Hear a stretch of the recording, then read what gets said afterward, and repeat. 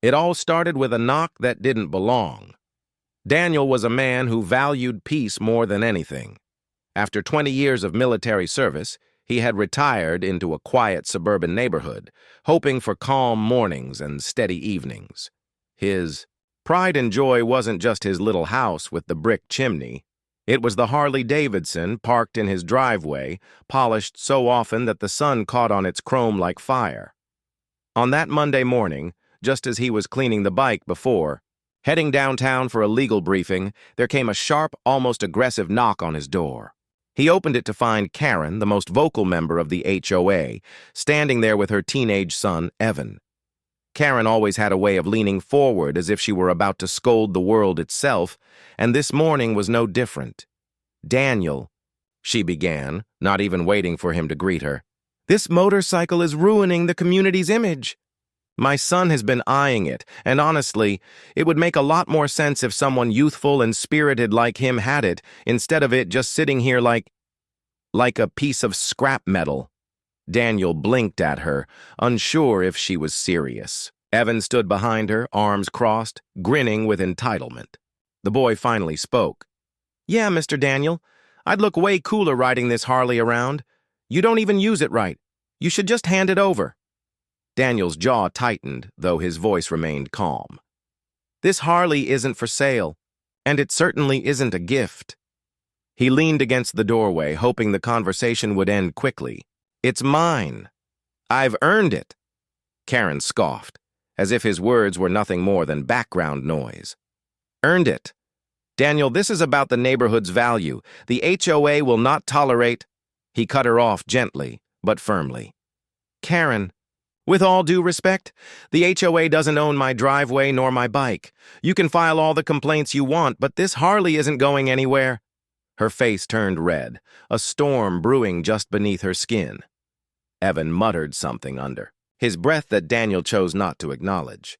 Finally, Karen spun on her heel, dragging her son back down the path. But before she left, she turned and hissed, "You'll regret this. Nobody denies my family what they want." The door clicked shut behind Daniel, but the words lingered. He stood for a moment, staring at his Harley, the one machine that had carried him across states, through parades, even across old highways that reminded him of freedom. For a moment, the silence returned, but in the pit of his stomach, Daniel knew the calm was temporary. When Karen didn't get her way, she didn't just sulk, she plotted. Karen had always seen the HOA as her personal kingdom. Rules, fines, letters, whispers, these were her tools of control. Most neighbors either feared her wrath or pretended to agree with her to avoid becoming the next target. Daniel, however, was different. He carried himself with quiet confidence, a kind of unshakable calm that infuriated her more than open defiance ever could. The morning after Daniel refused to hand over the Harley, Karen gathered with two other board members in her kitchen. Evan sat at the table, tapping away on his phone while Karen vented. "He thinks he's better than the rest of us," she snapped, waving her coffee mug like a gavel. "That motorcycle is an eyesore. It doesn't fit the aesthetic of our community. And the arrogance. Refusing my son like that? Unacceptable." One board member shifted uncomfortably. "But Karen, technically, he's not breaking any rule. The covenants don't ban motorcycles." Karen glared. "Not yet." Evan looked up, smirking. "Don't worry, Mom. Everyone at school already thinks it's mine. I told them Mr. Daniel was giving it to me, just waiting for the right time." Karen's expression softened at her son's words, as if his fantasy were already fact. "Good. Keep saying it. The more people believe it, the harder it'll be for him to deny it. By the time this is over, that Harley will belong to you." Meanwhile, Daniel went about his day unaware of the growing web around him. Neighbors began giving him strange looks, half curious, half judgmental. One woman even asked casually, "So, when's the big handoff? I heard Evan's getting your Harley." Daniel forced a polite smile, his heart sinking as he realized Karen wasn't just angry. She was spinning a story. That evening, while polishing the bike, Daniel caught Karen across the street, watching him with arms crossed. Her stare wasn't one of defeat, but of determination. She wasn't done, and in Daniel's gut, the unease deepened. He had seen people like her before, in war zones and in boardrooms alike. People who couldn't stand being told no, and he knew from experience those people always escalated. Daniel believed his day would be defined by justice, not pettiness. The week moved quickly, and Daniel pushed the neighborhood drama to the back of his mind. Bigger matters demanded his attention. For months, he'd been working alongside the HOA State Attorney's Office, gathering evidence against a corrupt developer tied to shady HOA deals. It wasn't just paperwork, it was testimony, recordings, and financial trails that could expose years of manipulation. That morning, Daniel dressed with the same precision he had in the service. Clean shirt, pressed slacks, folder tucked neatly under his arm. The Harley roared to life beneath him, its engine steady as a heartbeat. Neighbors peeked through curtains as he rolled out, some curious, others whispering. Karen was among them, standing on her porch like a sentry. By the time Daniel arrived downtown, the city was humming with traffic, sunlight bouncing off glass towers. Inside the state attorney's office, the atmosphere was charged with anticipation. The attorney herself, a sharp-eyed woman named Marissa Cole, greeted him with a firm handshake. "Daniel, glad you're here. Let's get into it." As he spread documents across the conference table, Daniel felt that familiar sense of purpose return, the clarity that came with exposing the truth. He walked them through every detail, every connection, speaking with measured confidence. Marissa nodded along, her pen scratching notes. Outside that room, however, another story was beginning to unfold. Karen, having followed him into the city, sat in her car clutching her phone.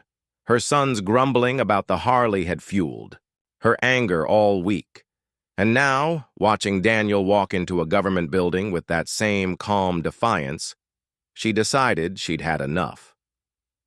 While Daniel laid out facts to the state attorney, Karen dialed 911. Karen's voice trembled with just enough drama to sound convincing. "Yes, officer, I need help. My neighbor, Daniel. He's unstable. He threatened my son over a motorcycle. He said he'd hurt him if he didn't stop asking about it. And now he's at the state attorney's office with, I don't know, documents or something. I'm scared of what he might do." The dispatcher took notes, flagging it as a potential threat involving government property. Within minutes, 2 patrol officers were sent toward the courthouse. Inside, Daniel was oblivious to the storm brewing. He was deep in his presentation, pointing out irregularities in financial reports, showing photographs of construction sites abandoned mid-project, and even playing recordings of HOA board members grumbling about payouts. Marissa Cole and her staff listened intently, their expressions hardening as the evidence stacked up. "This is strong," Marissa said at last, glancing toward her deputy. "We'll be moving forward. Daniel, your testimony will be crucial in court." Before he could respond, a sharp knock rattled the conference room door. Everyone turned. 2 uniformed officers stepped in, their presence heavy in the quiet room. "Are you Daniel Harper?" one of them asked. Daniel rose slowly. "Yes, officer. Is something wrong?" Karen appeared in the doorway seconds later, breathless, her finger already outstretched. "That's him. He threatened my son's life. He's dangerous. You need to arrest him before he hurts someone." The room froze. Marissa narrowed her eyes, studying Karen like a puzzle piece that didn't belong. The officers shifted uncomfortably, their hands resting near their belts but not moving further. Daniel stayed calm, his voice steady. "Officers, whatever she's told you, it isn't true. I've been here presenting evidence for the past hour. There are witnesses." Marissa folded her arms. "That's correct. Mr. Harper has been with us on record since 9 o'clock. You'll want to hear the full context before taking action. For the first time, Karen faltered. She hadn't expected pushback. Not here, not from officials.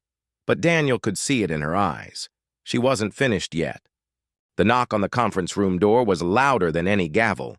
The officers stepped further inside, the air thick with unease. Karen's voice rose shrill as she pointed again. "He threatened my son! He's dangerous! I've warned you!"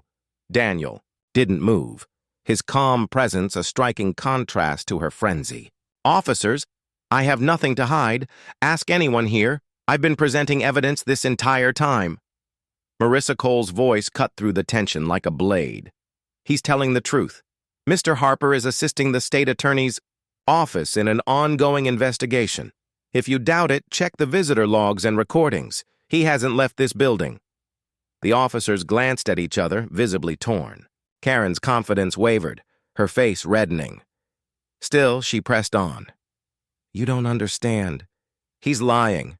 My son is terrified of him. He'll say anything to cover himself." Daniel met the officer's eyes steadily.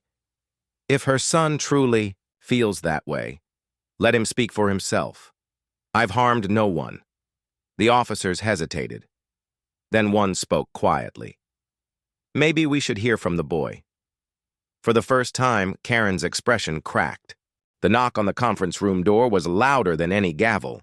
The officers stepped further inside, the air thick with unease. Karen's voice rose shrill as she pointed again. "He threatened my son! He's dangerous! I've warned you!" Daniel didn't move, his calm presence a striking contrast to her frenzy. "Officers, I have nothing to hide. Ask anyone here. I've been presenting evidence this entire time." Marissa Cole's voice cut through the tension like a blade. "He's telling the truth.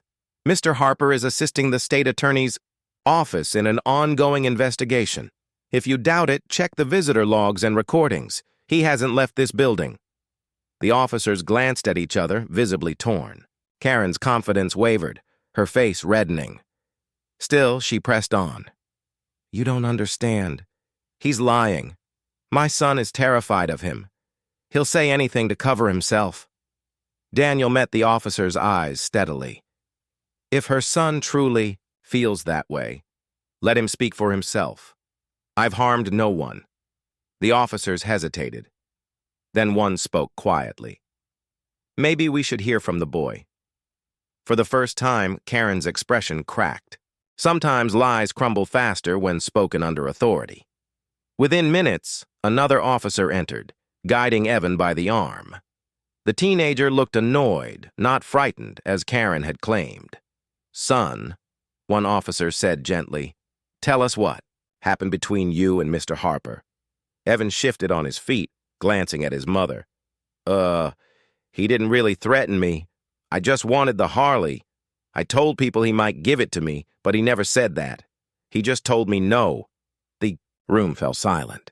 Karen's face drained of color. "Evan," she hissed, "don't you—" But the officer cut her off. "Ma'am, please step back." Marissa's sharp gaze locked on Karen. "So you filed a false report, disrupted an official briefing, and attempted to smear a cooperating witness in a state investigation?"